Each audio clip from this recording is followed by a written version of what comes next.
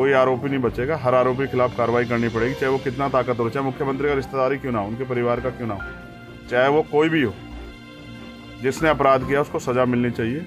औरैया के बहादुरपुर गांव पहुंचे भीम आर्मी प्रमुख चंद्रशेखर बोले, उत्तर प्रदेश में कानून व्यवस्था दम तोड़ चुकी। घटना के संबंध में प्रशासन पर लिपापोती का लगाया आरोप। बताते चलें कि 22 जनवरी को औरैया के बहादुरपुर गांव में ब्रजेश पुत्र जयप्रकाश, जिनकी उम्र लगभग 35 वर्ष थी, उनको गांव के ही गजेंद्र और उनके सहयोगियों पर फावड़े से प्रहार कर मौत के घाट उतारने का आरोप लगा था। घटना के बाद जांच कर औरैया पुलिस द्वारा आरोपी को गिरफ्तार कर जेल भेज दिया गया था।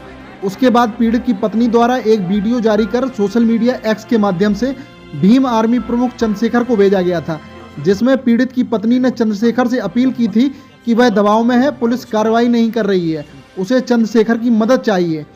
एक्स पर किए गए ट्वीट का जवाब देते हुए भीम आर्मी प्रमुख चंद्रशेखर ने कहा था कि वह पीड़ित की मदद जरूर करेंगे। उसी के तहत आज 7 फरवरी को शताब्दी ट्रेन से भीम आर्मी प्रमुख चंद्रशेखर औरैया के दिव्यापुर स्टेशन पर उतरे, जहां भीम आर्मी के कार्यकर्ताओं ने गर्मजोशी से नारे लगाते हुए भीम आर्मी प्रमुख को गाड़ी से उतारा।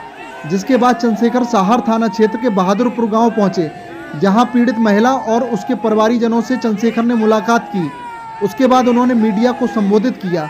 उन्होंने कहा कि प्रदेश में कानून व्यवस्था खत्म हो चुकी है, प्रशासन घटना पर लीपापोती कर रहा है।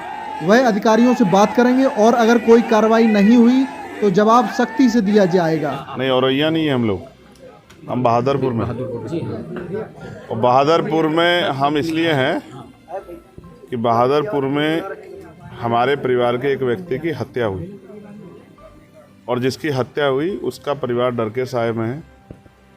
ये मेरे साथ गौरव हैं, ये बहुत छोटे हैं। कितने साल के हो? 12 साल के हैं। मैंने इनका एक वीडियो देखा और इनकी मम्मी का, जिसमें ये डरे डरे और इन्होंने मुझसे अपील की थी कि आप भैया आओ मदद कराने। मेरी इनसे बात भी हुई।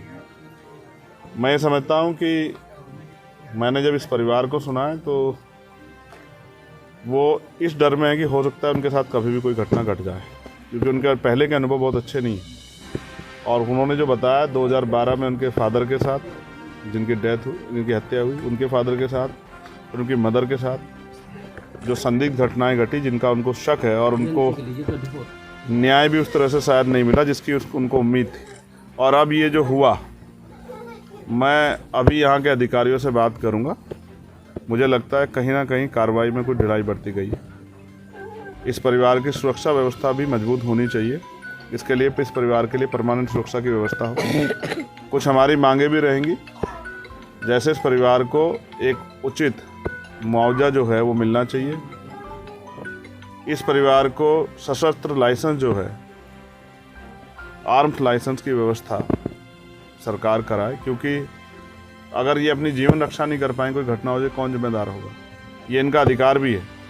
इनकी जो माँ है गौरव की, वो अपना परिवार कैसे संभालेंगे? इनके तो परिवार के कमाने वाला व्यक्ति चला गया, तो उनकी पेंशन की, उनके लिए रोजगार की व्यवस्था। और ये मैं सच कह रहा हूँ, ये परिवार इतना डर में है कि यहाँ रहना नहीं चाहता। तो सरकार की जिम्मेदारी है कि इस परिवार की जिम्मेदारी इनकी व्यवस्था करे कि जहाँ भी रहना चाहते हैं। ये अधिकार हमें कानून देता है। तो मुझे लगता है कि आज आने से काम नहीं चलेगा। मैं जल्द जो है आज अपने सभी साथियों से बात करके एक बड़ा धरना जो है औरैया जिला मुख्यालय पे होगा। इसके बिना कार्य नहीं चलेगा, मुझे ऐसा लगता है, क्योंकि अगर परिवार डर के साए में है और न्याय नहीं मिल रहा है, कुछ आरोपियों को बचाने की बात भी सामने आ रही है। और मेरी परिवार से बात हुई, मैं अधिकारियों से बात करूंगा। अगर परिवार न्याय होने से ज़्यादा न्याय दिखना बहुत ज़रूरी है। ये कैसा उत्तर प्रदेश है जिसमें मुख्यमंत्री कहते हैं कि सब अच्छा है, कानून व्यवस्था बहुत अच्छी है। उसी उत्तर प्रदेश में यहीं 200 किलोमीटर लखनऊ से, और आज एक परिवार डर के साए में। मुख्यमंत्री जी बहुत बड़े बड़े भाषण देते हैं। मुख्यमंत्री जी का झूठा खोखले वादे की सच यही है। तो ये अन्याय हम लोग बर्दाश्त नहीं करेंगे। आज तो मैं परिवार से मिलने आया था, लेकिन अभी मुझे लगता है कि यहाँ मेरी ज़रूरत ज़्यादा है। तो अब हम इस पर एक बड़ा आंदोलन कॉल करेंगे, ऐसे नहीं चलेगा।